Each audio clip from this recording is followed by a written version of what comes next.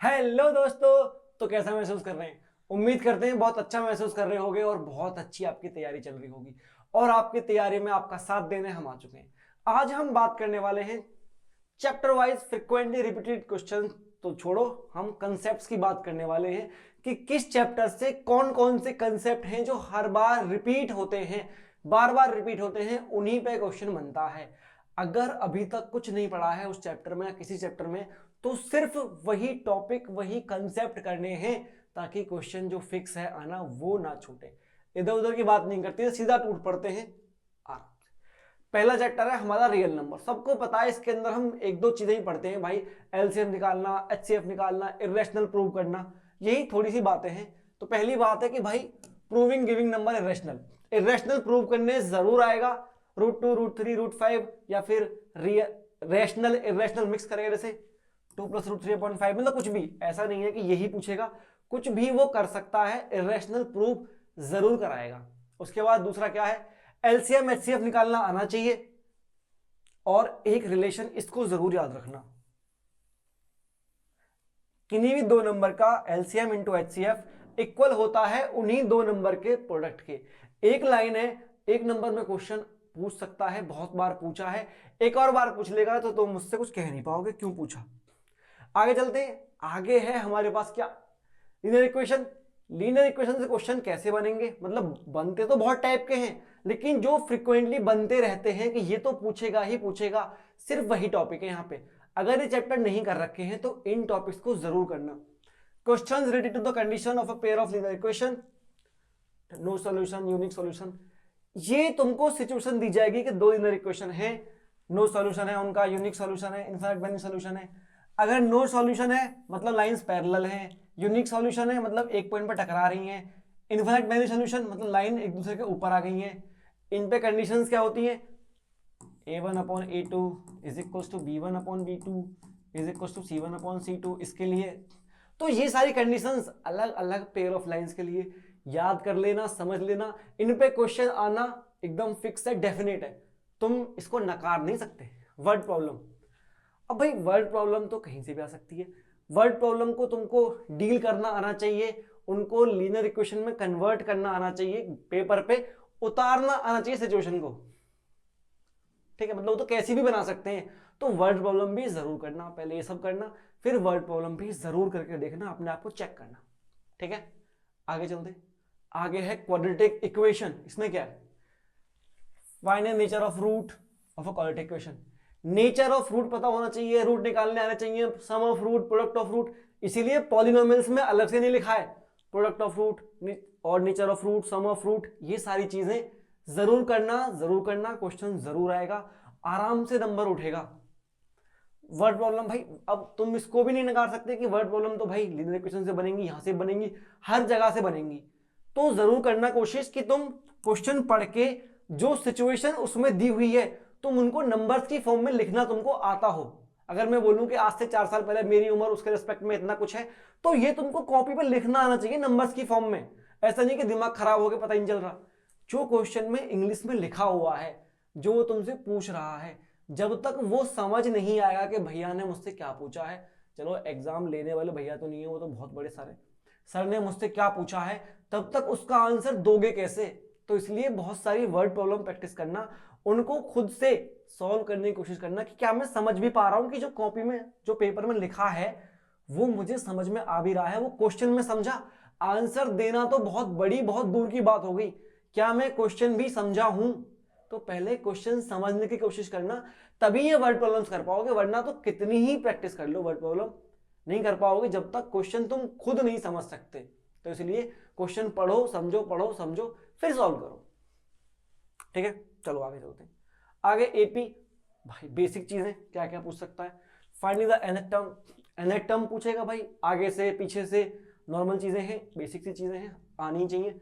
Determine n for which nth term of two different APs is equal.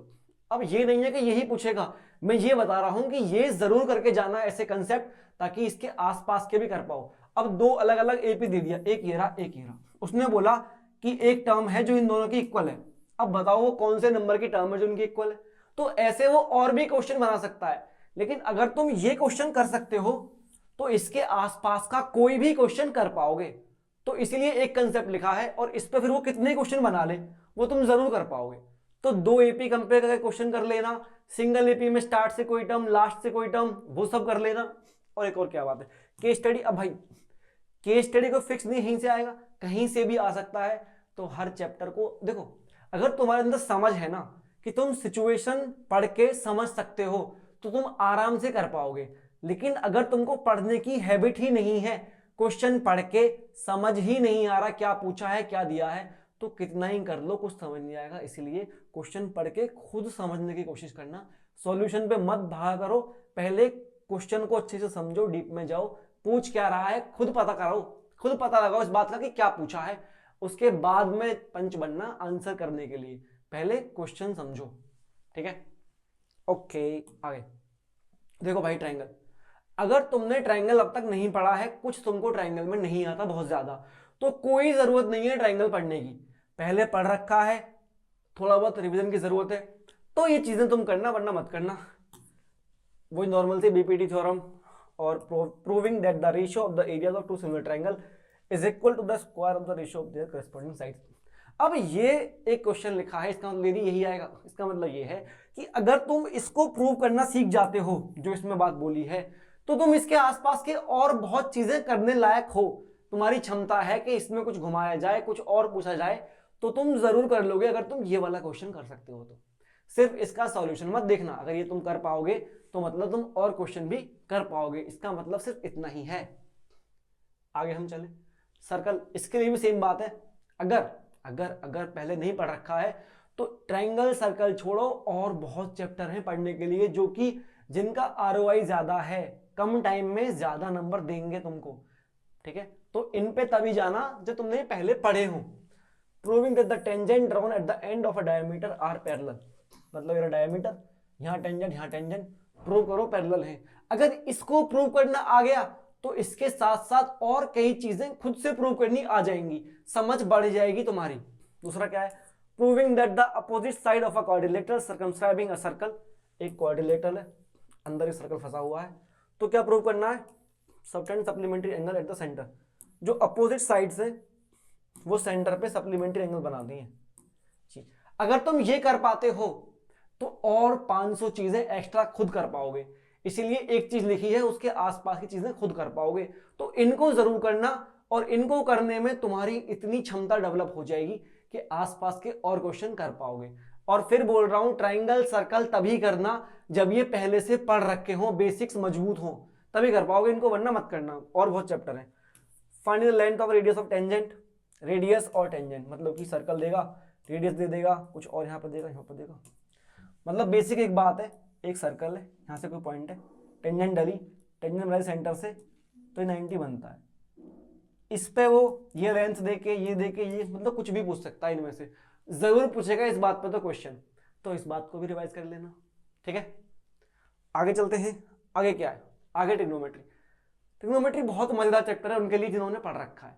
जिन्होंने नहीं पढ़ रखा तो उनको तो बहुत बकवास लगेगा, और जिनको आगे 11th 12th में मैथ लेनी है उनको तो ट्रिग्नोमेट्री को बहुत मजबूत करने की जरूरत है, क्योंकि आगे हवा निकल सकती है।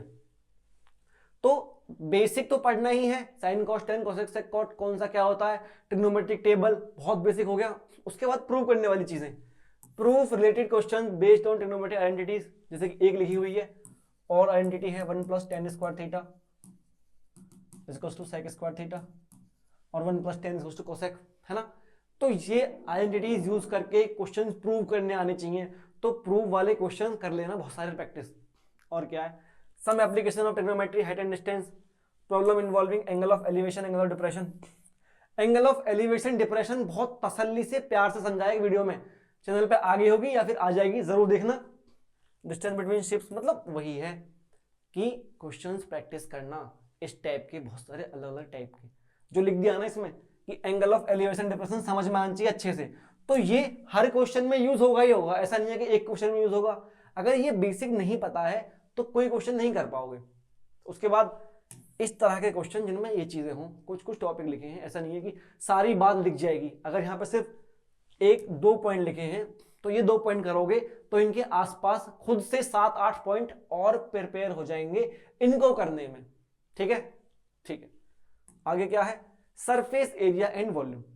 इनके लिए भी हर एक फिगर का CS से TS से वॉल्यूम अलग से समझाया है, वीडियो पढ़ा है, जरूर देख लेना, खुद अच्छे से समझना। अलग अलग सिंगल फिगर का समझाया है, अगर कॉम्बिनेशन ऑफ फिगर आएगा तो आराम से कर पाओगे। मैंने कोन रखी, कोन पे हेमिस्फीयर रखा, अब इसका मैं कुछ भी पूछ लूँ, वॉल्यूम पूछ लूँ तो भाई इसका वॉल्यूम प्लस इसका वॉल्यूम, CS से पूछ लूँ तो सिर्फ इतना करना पाई RL और इसका ले लेना, ठीक है। नॉर्मल चीजें हैं, पहले इंडिविजुअल फिगर समझो, फिर कॉम्बिनेशन आराम से कर पाओगे। तो सारे फॉर्मूले याद होने चाहिए, सब कुछ याद होना चाहिए, इसमें तो कुछ नहीं है, सिर्फ फॉर्मूले ही हैं। आगे बचा एक और प्यारा chapter, states and probability, finding the mean median mode different method. भाई क्वेश्चन आना तय है, ये 11 नंबर का आता है दोनों मिला के, तो 11 नंबर तुम आराम से उठा सकते हो। क्वेश्चन फिक्स है, इसी पैटर्न पे आएगा, मीन मीडियन मोड पूछेगा, 2-3 तरीके हैं उनसे पूछेगा, निकालना सीखो। मिसिंग फ्रीक्वेंसी वाला शायद होगा, जी हाँ है मिसिंग फ्रीक्वेंसी। इस टाइप के भी क्वेश्चन कर लेना, क्योंकि हर तरह से तैयार रहना। और इसमें तो है भी ज्यादा नहीं, कुछ 5, 6, 7, 8 टाइप होंगे, सिर्फ वही तुमको करना है, वो भी नहीं कर सकते तो फिर क्या करना चाह रहे हो, है ना, इतना तो कर सकते हो। उसके बाद probability problem related to single coin, double dice, coin और मार्बल्स, बेसिक सा है, इसमें कुछ खास नहीं है। और हाँ एक चीज और याद रख लेना, एक एम्पिरिकल फॉर्मूला होता है, mode is equals to 3 median minus 2 mean. तो किसी एक डाटा के लिए, किसी एक गिवन सेट ऑफ डाटा के लिए मीन मीडियन देके मोड पूछ सकता है, कोई भी 2 देके तीसरा पूछ सकता है। तो इसको जरूर ध्यान रख लेना, क्योंकि पहले उसने पूछा हुआ है, ऐसा नहीं है कि पहले नहीं पूछा हुआ, ठीक है, ठीक है। इसके बाद अब तो आगे कुछ बचा नहीं।